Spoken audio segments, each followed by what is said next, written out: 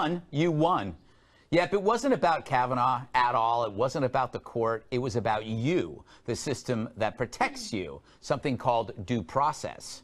But first, congrats to you, Democrats. This is what happens when you decide to burn the village in order to save it. And because of that, Republicans finally found their stones. After so much lunacy that we were forced to stomach by a media who would swallow anything, like the New York Times report that Kavanaugh once threw an ice cube. I guess the gang rape thing didn't work, so that was your backup?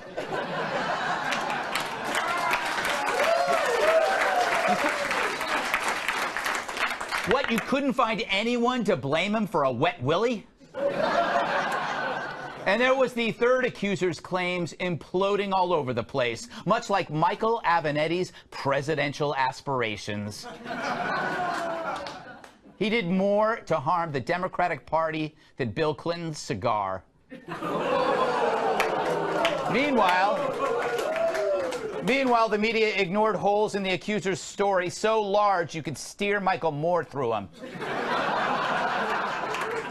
And so after the FBI investigation found zilch, the swing votes went to Kavanaugh, led by Susan Collins, a Republican who went to the Senate floor and methodically explained why she thought Kavanaugh was fit for the bench. She smoothly dismantled the anti-Kavanaugh arguments and painted him a moderate, all to convince the libs that Kavanaugh wasn't a monster, but more like a Smurf. Were they listening? Were they listening? No, the left mocked her because they prefer their women to think only one way, this way.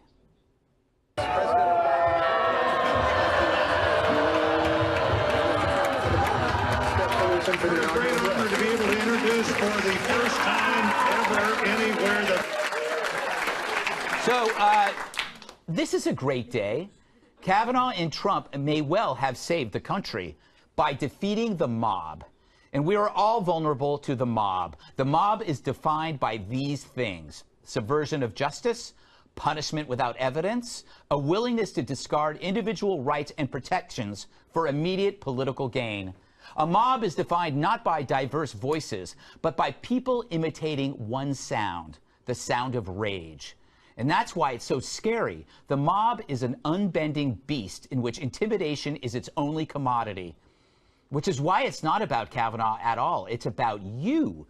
It's about your kids, your siblings, parents, spouses, because the mob can happen to you, which is why this next election is huge. We must teach the mob a lesson.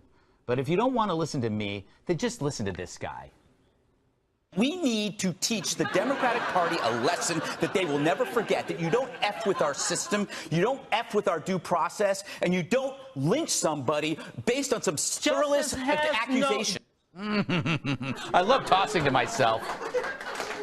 Look, we're not savages with torches and pitchforks anymore. We're civilized. But everything awful in this world had to start somewhere first. The election is when you try to stop it before it gets any worse.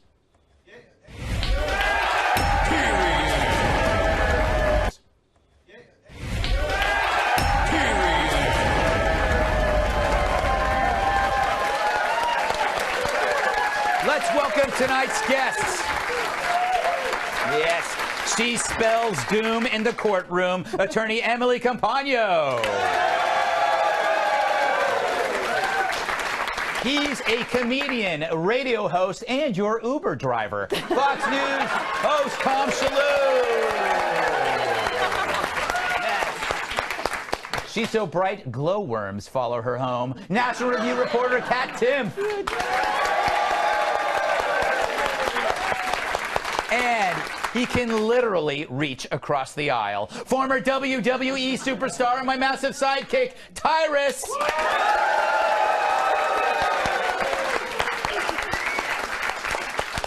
So, Emily, you're a lawyer. I'm going to be honest with you. I actually really didn't care about this whole process, the Supreme Court nomination. It was something that I felt was out of my power. It just happens. I didn't care about this story until the left made me care about it. It got me mad, the intimidation and the lies. I think that's what happened here. I think we saw a process get subverted. the process was 100% ignored. That was the whole point.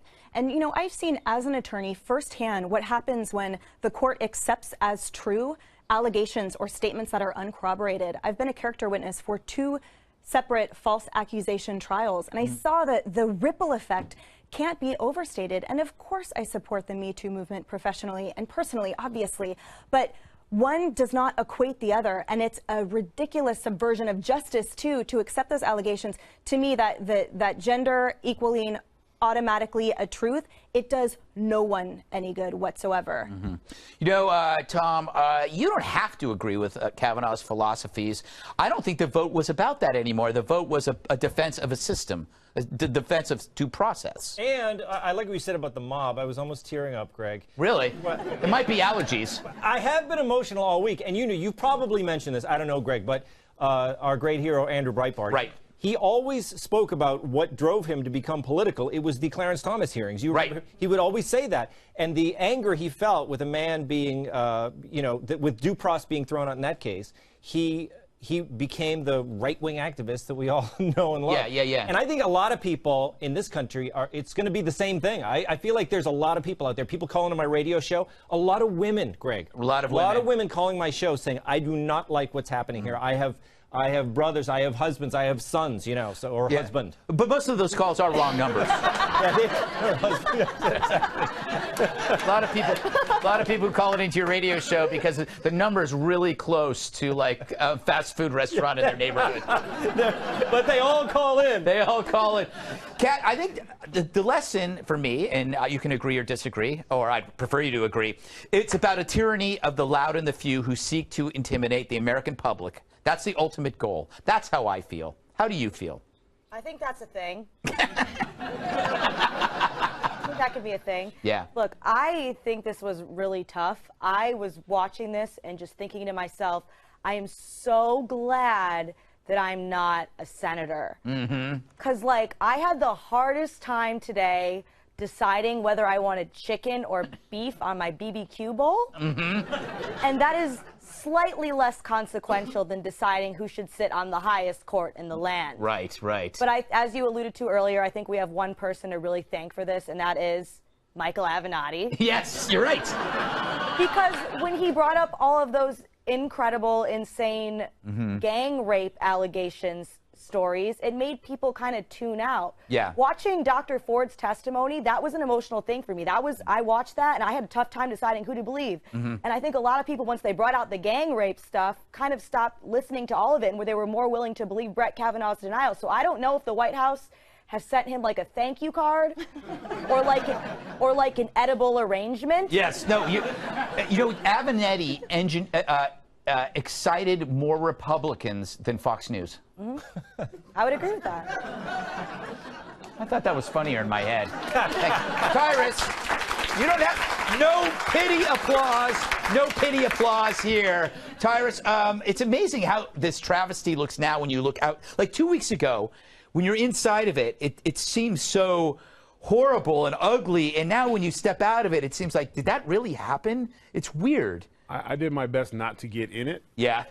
I'm not, when it comes to judges and stuff, I tend to just not want to be around it. Yeah. Don't have great experiences with judges in general, so I try to avoid him like the plague. But to go back, Avenatti, I know we're laughing about it, but he concerns me because he was using fear and just crazy allegory to try to ruin someone's life and move himself ahead. And I think there has to be some type of legal precedent for somebody to come out and do what he did, attempted to do what he did, and then he can just regroup and do it again. No, that's the thing. It scares me because the American Bar Association is talking about how concerned they are over Kavanaugh, and Avenatti, they haven't said anything. The guy should be disbarred. I mean, he's using people to advance himself. Like even Stormy Daniels, like, listen, she's had a rough life. Yeah. But I don't think, if you look, when history looks back at this, he ever served her well. No. She ended up having to pay. Berries. She had to pay the money The back. White House should send him some Sherry's berries. No, it's terrible. She's going to have to pay the money back. No one's going to want to buy her story, and he's going to hit her with a fat bill. Yeah. Like, it's literally, he does not help anyone. Maybe he's a secret agent for the Republican Party. Yeah. Maybe we should look at that. No, he did more help for the Republicans than supply-side economics. A strong argument could be made that he violated a ton of ethics laws. Absolutely. Yeah, and he won't go away. I thank you. God bless you, and may he continue to bless the nation that has showered this land with love for more than 2 centuries. Thank you all. God bless you all.